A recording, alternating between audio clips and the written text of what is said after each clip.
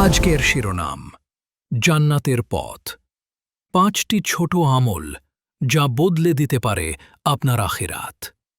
আসসালামু আলাইকুম রহমতুল্লাহ। প্রিয় ভাই ও বোনেরা, আশা করি আপনারা সবাই ভালো আছেন, সুস্থ আছেন এবং আল্লাহর রহমতে দিন কাটাচ্ছেন শান্তিতে। আজকে আমরা কথা বলবো জান্নাত নিয়ে, সেই স্থান যেটা আমাদের চূড়ান্ত স্বপ্ন। একটা জায়গা যেখানে নেই দুঃখ, নেই মৃত্যু, নেই কান্না। সেখানে শুধু শান্তি, সুখ আর আল্লাহর সান্নিধ্য। এই জান্নাতে যাওয়ার পথ কখনো বড় কোনো কাজের মাধ্যমে হয় না। অনেক সময় ছোট একটা আমলই হয়ে যায় জান্নাতের চাবি। চলুন আজ জেনে নিই ৫টি এমন ছোট অথচ মূল্যবান আমল যা আপনাকেও পৌঁছে দিতে পারে জান্নাতে ইনশাআল্লাহ। ১টি খাঁটি তাওহীদ, শুধু আল্লাহর ওপর বিশ্বাস। সত্যিকারের ঈমানই জান্নাতের প্রথম দরজা।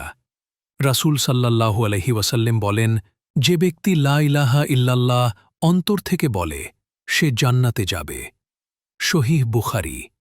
এই ছোট বাক্যটি যদি হৃদয় থেকে বলা হয়, আল্লাহ তাতে জান্নাতের দরজা খুলে দেন। ২ তওবা, ফিরে আসা নিজের প্রভুর দিকে। পাপ আমাদের দ্বারা হয়েই যায়, কিন্তু আল্লাহ ভালোবাসেন তাদের যারা ভুল করে আবার ফিরে আসে। আল্লাহ বলেন, বল, হে আমার বান্দাগণ, যারা নিজেদের উপর জুলুম করেছ, আল্লাহর রহমত থেকে নিরাশ হইও না। সূরা জুমার ৩৯-৫৩। প্রতিদিন একবার অন্তর থেকে আস্তাগফিরুল্লাহ বলা হয়তো হয়ে যেতে পারে আপনার মুক্তির চাবি। ৩ মা বাবার খেদমত। জান্নাত আপনার মায়ের পায়ের নিচে। তাদের দোয়া ছাড়া জান্নাতের দরজা বন্ধই রয়ে যায়। রাসূল সাল্লাল্লাহু সাল্লাম বলেন, যার মা বাবা জীবিত অবস্থায় সে জান্নাতে প্রবেশ করতে পারেনি, সে ধ্বংসপ্রাপ্ত। তাদের একটি হাসি, একটি দোয়া হয়তো আপনার আখিরাত বদলে দেবে। ৪ ভালো কথা বলা অথবা চুপ থাকা। একটি সুন্দর কথা হতে পারে কারো চোখের অশ্রু থামানোর কারণ, আবার একটি কটু কথা হতে পারে কারো অন্তরের জখম।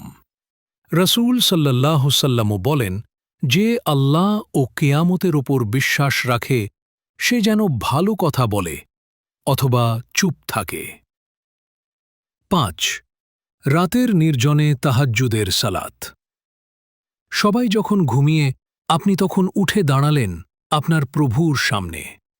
অন্ধকার কক্ষ, চোখে পানি, অন্তরে আহ্বান। আল্লাহ বলেন, তারা রাতে অল্প ঘুমায় আর তাদের প্রভুকে ডাকে ক্ষমা প্রার্থনা করে। এই গোপন আমল হয়তো হয়ে উঠবে আপনার জান্নাতের ভিআইপি টিকিট। প্রিয় ভাই ও বোনেরা, জান্নাত পেতে হয়তো অনেক কষ্ট লাগে না, শুধু দরকার একটু আন্তরিকতা, একটুখানি ধৈর্য আর কিছু ছোট ছোট সৎ আমল। আল্লাহ যেন আমাদের সবাইকে সেই জান্নাতবাসীদের অন্তর্ভুক্ত করেন যাদের ডেকে বলা হবে, হে শান্তিপূর্ণ প্রাণ, ফিরে এসো তোমার রবের দিকে, তুমি সন্তুষ্ট, তিনিও সন্তুষ্ট, প্রবেশ করো জান্নাতে।